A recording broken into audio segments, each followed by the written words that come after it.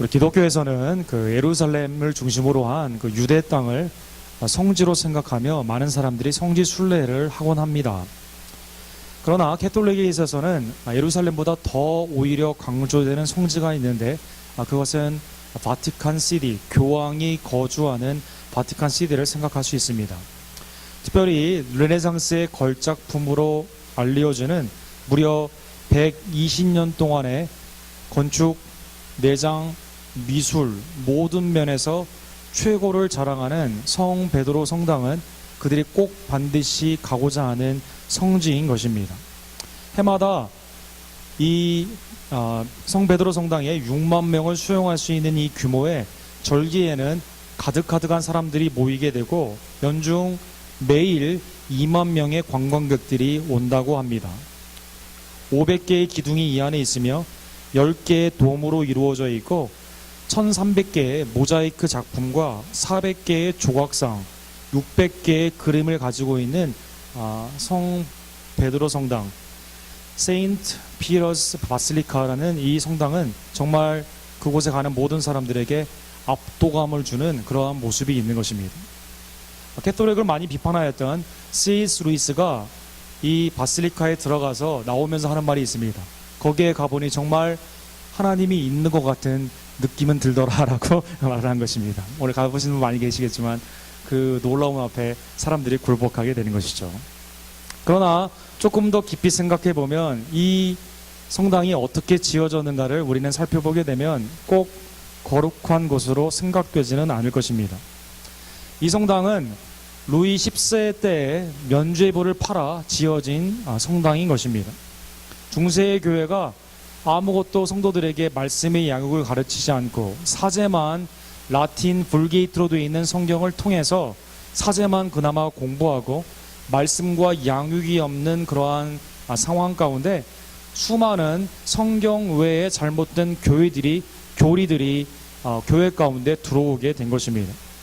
특별히 건축에 있어서 이 성 베드로 성당을 짓는 베드로 무덤 위에 콘스탄틴이 일찍이 BC AD 4세기에 이미 조그마한 성당을 짓고 교황들이 그 위에 첫 번째 교황인 베드로를 기념하여 계속 중축되는 가운데 건축비가 모자라게 된 것입니다.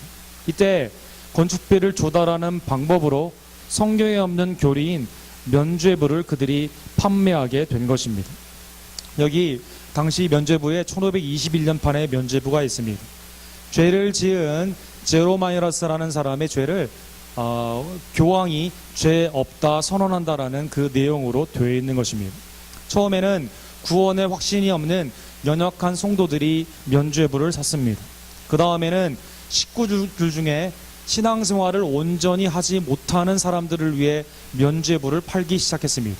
그리고 가장 돈이 필요한 레오 10세 후반기에는 돌아가신 3대 위까지 있는 사람이라 하더라도 교회에 돈을 내게 되면 면죄부를 사게 되면 그의 영혼이 구원을 받는다는 극한의 잘못된 교리가 꽃피우게 된 것입니다.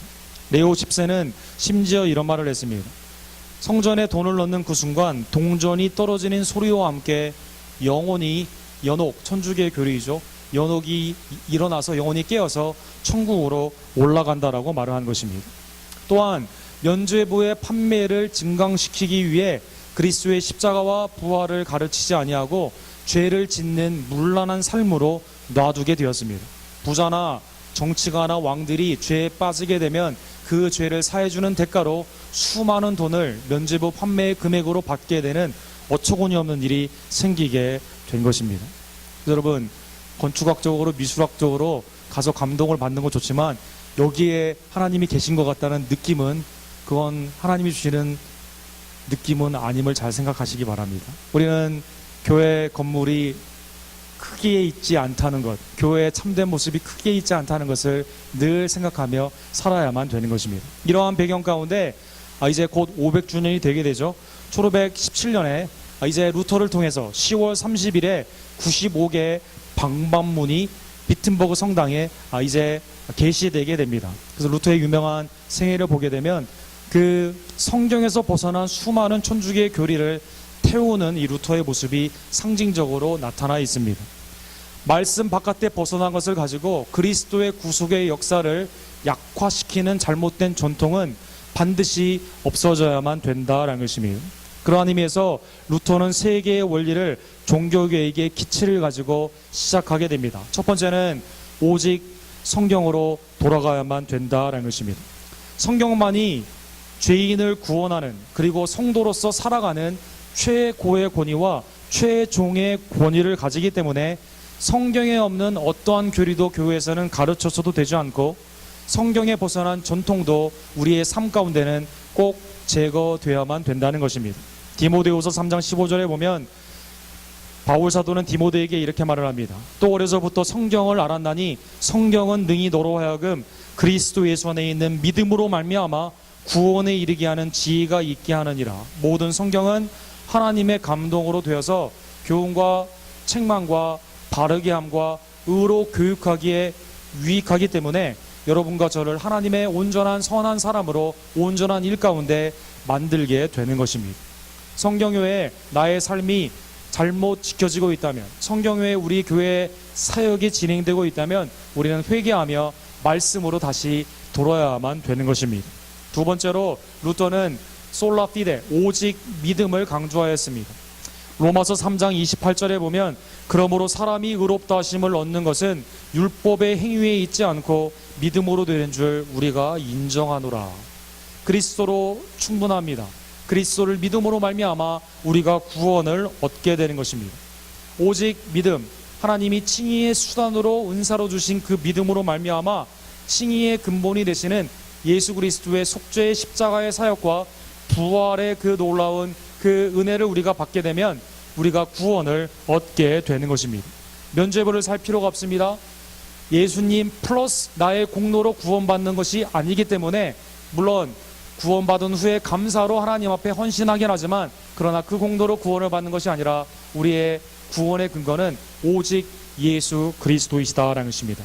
믿음으로 돌아가는, 내가 믿음 가운데 구원받고 믿음 가운데 살아가는, 다시 하나님의 성경의 원칙, 구원의 원칙을 루터는 중세 타락한 교회에서 다시 되돌리는 종교 개혁을 하게 된 것입니다.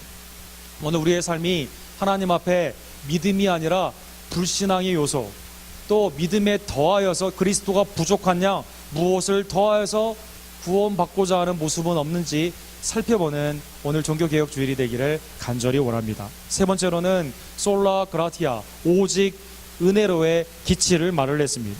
에베소서 2장 8절과 9절에 나와 있는 것처럼 너희는 그 은혜에 의하여 믿음으로 말미암아 구원을 받았으니 이것은 너희에게서 난 것이 아니요 하나님의 선물이라. 행위에서 난 것이 아니니 이는 누구든지 자랑하지 못하게 함이라. 전적인 하나님의 택하심과 그리스도의 속량하심과 성령님의 인쳐주시는 그 은혜로 말미암아 여러분과 제가 죄와 사망에서 구원을 받게 된 것입니다. 하나님 앞에 우리의 공로를 내세울 이유가 없습니다. 내세울 수도 없습니다. 교회를 위해 헌신한 것을 가지고 내가 구원의 근거가 된다고 우리의 인생의 행위를 자랑할 수가 없다라는 것입니다. 오직 은혜 가운데 우리는 감사할 뿐이며 무익한 종을 써주신 하나님의 은혜를 기뻐하며 하나님 앞에 오히려 겸손함으로, 하나님 앞에 오히려 감사함으로 헌신케 되는 것입니다. 오직 성경, 오직 믿음, 오직 은혜, 이 종교개혁의 아름다운 개신교의 시작을 다시 한번 감사하며 우리의 삶도, 우리 교회의 사역도 이 세 가지의 원칙에 꼭 들 수 있도록 회개하며 성경이 아닌 것은 버리고, 또 믿음이 아닌 우리의 삶이 있으면 빨리 회개하고 하나님의 은혜 앞에 다시 한번 굴복하는 우리 모두가 되기를 간절히 원합니다. 이러한 배경 가운데 오늘 예수님의 말씀 누가복음 13장에 보면 어떠한 사람들이 갈릴리 사람들의 비참한 죽음 앞에 예수님께 질문하게 됩니다. 빌라도, 당시 유대의 총독이었던 빌라도가 그의 포악한 학정 가운데 특별히 갈릴리 바닷가에 있는 반항을 많이 하는 사람들을 죽이고 그 피를 가지고 제우스 신전에 제사를 드린 일이 있게 된 것입니다. 이러한 빌라도의 학정은 고고학적인 증거로도 오늘날 많이 나타나 있습니다. 그는 반란을 하는 어떠한 유대인들도 한 번은 500명, 심지어 한 번은 1,500명까지 한꺼번에 죽이는 그러한 일들을 거행했다고 합니다. 오늘 본문의 사건에 보면 신전에 드리는 제사 가운데 사람의 피를 섞지 않게 되어 있는데 그것까지 어겨가면서 갈릴리에 반항하는 사람들을 신전의 피로 드리게 된 것입니다. 이 질문을 한 사람들의 입장에서는 신전에서 죽어서 피가 바쳐지게 되는 걸 보니 이 사람은 하나님의 저주를 받아 이렇게 되었다라는 그들의 당시에 하나님의 축복과 저주 간의 생각을 가지고 예수님께 질문을 하게 된 것입니다. 예수님은 여기에 대해 이 사람들이 죄가 더 많아서 그렇게 죽은 것이 아니라 비극적인 죽음을 가지고 그 사람을 판단할 것이 아니라 너희의 삶을 뒤돌아보라고 말씀하십니다. 2절에 보면 너희는 이 갈릴리 사람들이 이같이 해 받음으로 다른 모든 갈릴리 사람보다 죄가 더 있는 줄 아느냐. 너희에게 이르노니 아니라 너희도 만일 회개하지 아니하면 다 이와 같이 망하리라 라고 말씀한 것입니다. 우리가 비극적인 지진이나 재난 또 사건 사고를 통해서 죽게 되면 그런 말 우리 많이 하죠. 얼마나 죄를 많이 졌기에. 또 어떤 사람은요 심지어 불교의 철학까지 인용합니다. 전생에 얼마나 더 많은 죄를 지었기에 이런 일이 있었는가라고 하면서 그 사람에 대해서 되게 안타까워합니다. 동시에 그런 사고를 당하지 않는다. 그 사람은 죽음으로 있지만 이 말을 할 수 있는 살아있는 나. 나는 반드시 무엇을 잘했기에 하나님의 축복으로 지금 받고 있다라는 죽음을 통해 판단하는 당시의 모습, 우리의 매일의 생활에 모습이 있다라는 것입니다. 주님은 상대방의 비극적인 죽음을 가지고 그 사람의 생애를 판단할 것이 아니라 너희도 그러한 죽음, 특별히 하나님 앞에 심판대에 서게 되는데 그 앞에 설 때의 너희 모습은 어떠할 것인지 회개의 계기로 삼으라라고 말씀한 것입니다. 특별히 예수님은 죄의 근본은 요한복음 16장 9절에 나와 있는 것처럼 죄에 대하여라 함은 그들이 나를 믿지 아니하며, 수많은 죄의 열매가 살인, 간음, 거짓, 또 탐하는 것, 수많은 죄의 열매들은 있지만 근본적으로는 하나님을 믿지 않고 하나님의 보내심을 입은 구원주 예수님을 믿지 않는 것에 있음을 말씀하신 것입니다. 회개, 메타노이아, 돌아온다는 뜻입니다. 자기의 죄를 뉘우치고 예수님을 믿지 않고 하나님의 뜻대로 살지 않는 자기의 죄를 뉘우치고 의지적으로 하나님께로 돌아오는 회개를 예수님은 촉구하여 주신 것입니다. 다른 사람의 비극적인 또 절망적인 상황 가운데 판단하는 것이 아니라 나의 삶을 뒤돌아보며 하나님의 말씀 앞에 그리스도의 그러한 정결한 구원의 삶 앞에 다시 돌아오라는 것입니다. 두 번째로 예수님은 본문에 또 다른 예를 통해 같은 메시지를 말하여 주십니다. 실로암에 망대가 있었습니다. 실로암에는 저수도 있었고 또 거기에 성이 있었기 때문에 적이 쳐들어오는지 아니면 일기의 그러한 예보를 위해서 날씨를 보기 위해 견고한 망대가 있었던 것입니다. 그런데 이 타워가 무너진 것입니다. 타워가 무너짐으로 말미암아 예루살렘 근교의 실로암이 타워가 무너짐으로 18사람이 죽게 된 것입니다. 제임스 티소의 여기를 잘 표현한 모습이 나와 있죠. 여러분, 군사적인 용어로 타워를 지었다면 또 일교육을 위해 농사에 중요한 건물을 지었다면 매우 견고한 그러한 탑이 되었을 것입니다. 그런데 어느 날 이것이 예기치 않게 무너지게 된 것입니다. 신전, 제사의 생명을 위해 드려지는 신전에 사람이 죽어 피가 드려진 것과 마찬가지로 가장 견고한 군사의 시설이 무너짐으로 말미암아 18명이나 죽게 된 것입니다. 역시 이 사건을 바라보며 당시의 사람들은 아니 어쩌다가 그 시간에 거기에 있었대. 왜 거기 있어가지고 해필이면 그 시간에 죽게 되었는가. 뭔가 죄를 지어 그렇게 그 결과로 말미암아 하나님의 진노를 받았다는 것입니다. 동시에 나는 그 시간에 가지 않았고 나는 여기 이 말을 할 수 있도록 살아있는 거 보니 나는 무언가 잘하여서 축복을 받고 있다라는 착각을 당시의 사람들이 했다라는 것입니다. 예수님은 이 사건을 통해 이렇게 말씀하십니다. 아니라 너희도 만일 회개하지 아니하면 다 이와 같이 망하리라 라고 말씀한 것입니다. 제우스의 신전에 인육의 피가, 군사적인 타워가 무너짐으로 18명이 동시에 예기치 않게 죽는 그러한 사건, 이러한 안타까운 사건을 보며 너희도 회개하지 아니하면 다 이와 같이 예기치 않게 망하리라라고 말씀한 것입니다. 여러분, 신전과 실로암은 매우 안전한 곳입니다. 그러나 갑작스럽게 그들이 죽은 것을 보며 예수님은 예외가 너희도 없고 다 이와 같이 예기치 않는 방법으로 망하리라, 심판받으리라고 경고한 것입니다. 반대로 회개하지 아니하면 그러한 심판이 있지만, 회개하면 하나님께서 우리의 죄를 심판해서 구원하여 주십니다. 죄를 용서하여 주십니다. 사도행전 2장 38절에 보면 회개를 복음 가운데 붙여서 베드로 사도가 설교하고 있습니다. 너희가 회개하여 각각 예수 그리스도의 이름으로 세례를 받고 죄의 사함을 받아라, 그리하면 성령의 선물을 받으리라 라고 말씀한 것입니다. 죄를 회개하지 아니하면 심판을 받지만, 죄를 회개하고 주님께로 믿음으로 돌아오게 되면 죄 사함의 은총으로 생명의 성령의 선물을 우리가 받게 된다라는 것입니다. 회개는 그러한 의미에서 믿음과 더불어 동전의 양면, 구원을 위해 반드시 필요한 것입니다. 하나님은 여러분과 저를 회개하기를 원하십니다. 오늘 나온 회개라는 단어와 멸망이라는 단어는 성경에 딱 더 한 군데 나옵니다. 베드로후서 3장 9절에 보면 이렇게 나와 있습니다.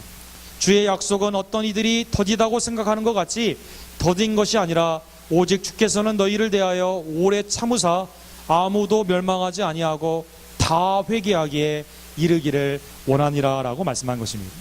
회개하지 아니하면 멸망합니다. 그러나 회개하면 멸망하지 않고 구원을 받게 되는 것입니다. 하나님은 여러분과 제가, 불신자에게는 예수님을 믿지 않았던 불신의 그러한 죄에서 회개하기를, 믿는 자들에게는 하나님의 뜻대로 살지 못하는 것을 빨리 깨닫고 주께로 돌아오는 회개를 하기를 원하고 계신다라는 것입니다. 하나님은 여러분과 저에게 회개를 촉구하면서 때로는 우리의 마음 가운데 근심을 주십니다. 고린도후서 7장 10절에 보면 하나님의 뜻대로 하는 근심, 세상 근심이 비교되어 있습니다. 하나님의 뜻대로 하는 근심은 후회할 것이 없는 구원에 이르게 하는 회개를 이루는 것이요, 세상 근심은 사망을 이루는 것이니라. 우리 안에 내주하시는 성령님이 하나님의 뜻 바깥으로 살아가게 될 때 우리를 근심케 합니다. 아, 내가 이렇게 하나님의 뜻대로 살면 안 되는데. 마음을 뉘우치게 하시고 말씀으로 비추어 보게 하시며 다시 회개하며 주의 뜻 가운데로 오게 하시는 것입니다. 때로는 근심이 징계 가운데 나타나게 되어서, 그렇지, 하나님의 나를 징계하셔서 지금 빨리 나를 돌아오라고 하시지, 성령의 음성을 우리가 듣게 되는 것입니다. 생명 없는, 후회할 것이 없는 구원에 이르게 하는 회개를 하나님께서 허락하여 주신다는 것입니다. 그러나 세상 근심은 그렇지 않습니다. 세상 근심은 사망을 이룬다라고 나와 있습니다. 하나님이 일반 은총으로 주신 양심 가운데 범죄로 하나님이 원하지 않는 그러한 삶으로 나아가게 되면, 세상 사람들이 그런 말 하지 않습니까? 내가 이러다 죽지 하는 생각 많이 하지 않습니까? 근심으로 사망에 이르게 된다는 것입니다.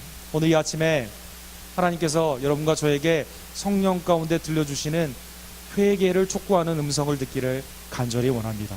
내가 하나님의 뜻으로 살지 못하는 이 부분들, 성령이 우리를 통해 회개하시고 돌아오게 하기를 원하시는데 빨리 돌아오는, 그러므로 말미암아 생명에 이르는 회개 가운데 하나님의 풍성한 삶을 누리는 우리 모두가 되기를 간절히 원합니다.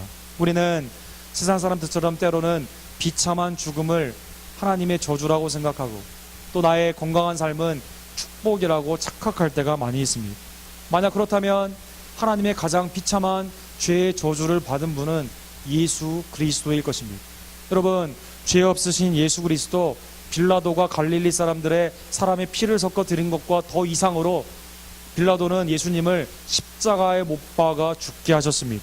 히브리서 12장 2절에 보면 믿음의 주여 또 온전케 하시는 이인 예수를 바라보자. 그는 그 앞에 있는 기쁨을 위하여 십자가를 잠으사 부끄러움을 개의치 아니하시더니 하나님 보좌 우편에 앉으셨느니라 라고 말하고 있습니다. 예수님은 여러분과 저의 구원을 위해 그 비참한 죽음, 십자가의 죽음, 수치스러운 그 모습, 또 죄가 없으심에도 불구하고 빌라도와 유대인과 또 장로들과 제사장들과 서기관들의 그러한 수많은 모함 가운데 죄 없으신 그분이 여러분과 저를 위해 십자가에서 죽으신 것입니다. 우리가 회개하며 주께 돌아오게 될 때 하나님께서는 그리스도의 그 피값을 보시고, 피를 보시고 여러분과 저의 죄를 사하여 주시는 것입니다. 우리가 회개하기 때문에 기계적으로 하나님 우리의 죄사함을 해주시는 것이 아니라 회개 가운데 그리스도로 나아가게 될 때, 믿음으로 나아가게 되면 그리스도의 십자가의 놀라운 구원의 사역이 우리에게 미치게 되어 하나님이 우리의 죄를 사하여 주시는 것입니다. 누가복음 24장 47절에 보면 이 구원의 은총을 받은 여러분과 제가 세상에 나아가 회개의 복음을 증거하라고 말씀하고 계십니다. 또 그의 이름으로 죄의 사함을 받게 하는 회개가, 죄의 사함을 받게 하는 회개가 예루살렘에서 시작하여 모든 족속에게 전파될 것이 기록되었으니. 사랑하는 성도 여러분, 그리스도의 놀라운 십자가의 은총으로 회개로 말미암아 죄 사함을 받은 여러분과 제가 이 회개의 복음을 세상 끝까지 또 우리의 주위에 있는 사람들에게 복음을 증거하는 모두가 되기를 간절히 원합니다. 여러분, 16세기에 있었던 종교 개혁을 통해 개신교만 시작된 게 아니라 캐톨릭 안에 복음주의가 시작되게 되었습니다. 우리가 캐톨릭이 이렇게 가서는 망한다, 말씀 바깥에 있는 수많은 것들이 지금 더 이상 우리 성당에 갔을 때 면죄부 좀 사러 왔는데요 라고 한다면 성당에서 뭐라고 할까요? 우리 이제 안 팔아요 라고 말합니다. 안 팔아요. 이제 더 이상 안 팔아요. 말씀 바깥에 있는 것을 그들도 깨닫게 되었기 때문입니다. 심지어 1994년도에는 요한 보로 2세를 통해서 루터란을 수많이 핍박하고 죽인 것에 대한 회개의 성명이 나오게 됩니다. 또 미국의 복음주의자들인 에반젤리컬, 빌리 그레함 목사님, 빌 브라인 목사님, 척 콜슨과 같은 사람들이 캐톨릭과 함께 복음 가운데 나아가기를 원하는 합의 성명문까지 나아가게 된 것입니다. 이때 합의 성명문 가운데 빌리 그레함 목사님은 오직 믿음으로 구원을 얻는다라는 합의 성명문에 그것을 처음으로 넣게 된 것이죠. 그런데 요한 바로 2세가 믿음으로 구원을 받는다라는 것은 동의하지만 오직은 이번에는 빼사라고 해가지고 오직은 빠지게 됐다고 합니다. 캐톨릭의 개혁이 아직 진행되어 있는 것이죠. 사랑하는 성도 여러분, 개신교를 통해 부교, 캐톨릭이 개혁되고 있다라는 것입니다. 이 뜻은 무엇일까요? 성도의 회개를 통한 성화가 우리 자신뿐만 아니라 교회뿐만 아니라 더욱더 세상을 개혁하게 하는 근본이 된다는 것입니다. 성문으로 불리우는 다윗은 시편 139편에 이렇게 고백하고 있습니다. 하나님이여 나를 살피사 내 마음을 아시며 나를 시험하사 내 뜻을 아옵소서. 내게 무슨 악한 행위가 있나 보시고 나를 영원한 길로 인도하소서. 사랑하는 성도 여러분, 주님의 놀라운 보혈의 은총 앞에 나는 의인이다라고 하는 것이 아니라 나는 주인입니다라는 고백 가운데 죄를 회개하며 주님의 놀라우신 십자가의 사역 앞에 우리를 맡기는 죄사함의 은총을 누리는 성도가 되기를 간절히 원합니다. 계시록 2장과 3장에 보면 7개 있는 교회를 향해 예수님은 다른 말씀하지 않습니다. 회개하라라고 말씀하고 있습니다.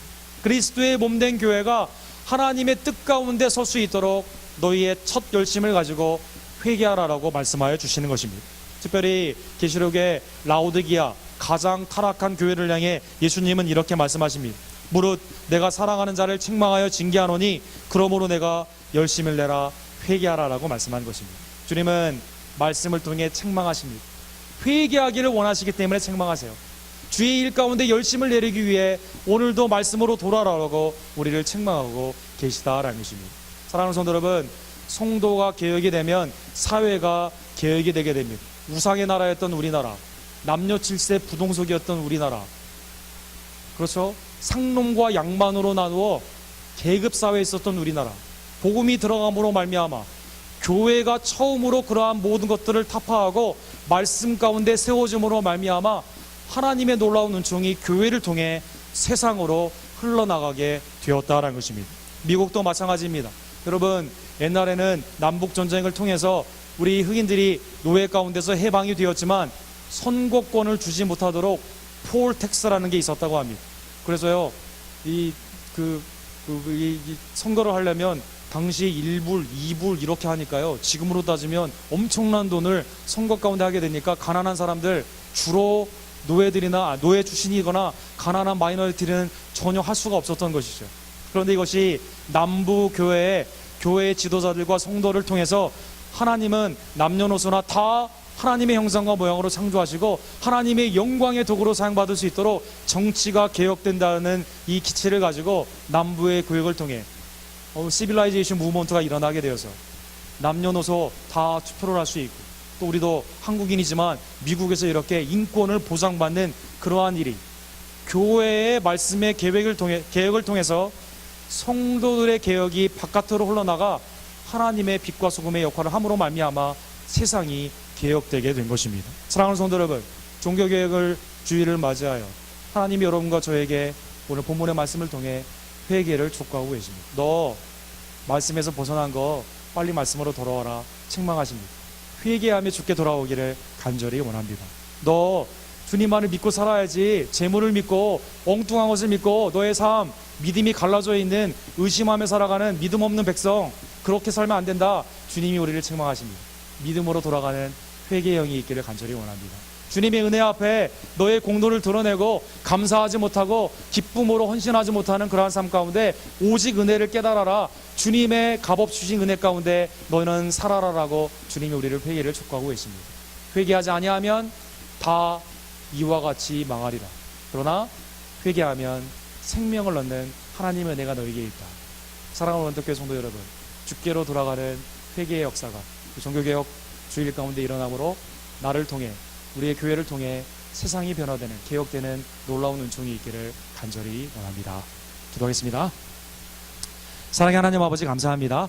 예수님께서 세상의 비극적인 사건을 보며 너희는 그것을 판단하는 것이 아니라 너의 삶에 주님 앞에 서게 되는 너의 생명의 그 삶을 점검하는 그러한 계기로 삼으라라고 말씀하셨습니다. 특별히 회개를 촉구하신 주의 음성을 오늘 우리가 듣기를 간절히 원합니다. 주님, 우리가 말씀 위에 서지 못할 때, 믿음대로 살지 못할 때, 은혜를 깨닫지 못할 때, 나의 뜻대로 세상의 구습으로 썩어져가는 전통으로 살아갈 때가 얼마나 많이 있는지요. 주님, 나의 삶, 나의 가정, 우리의 교회, 세상 가운데 말씀에 벗어난 것이 있다면 이 시간 회개하며 주께 돌아오기를 간절히 원합니다. 주님 말 믿고 살아가야 되는, 주님께 경배의 삶을 드려야 되는 우리의 삶 가운데 벗어난 것이 있다면 주께 속히 돌아오기를 간절히 원합니다. 주님의 은혜를 깨닫지 못하고 그 은혜를 증거하지 못하며 은혜의 힘으로 살지 못하는 우리들이 있다면 하나님 이 시간 회개하며 값없이 주신 수치의 그 십자가까지도 기쁨으로 주신 예수 그리스도의 그 은혜를 깨닫는 시간이 되기를 간절히 원합니다. 주님, 우리 언덕교회 성도들의 삶을 통해 그들의 직장과 학업이 개혁되며 세상이 그리스도의 뜻 가운데 나타나는 개혁의 역사가 나타날 줄로 믿습니다.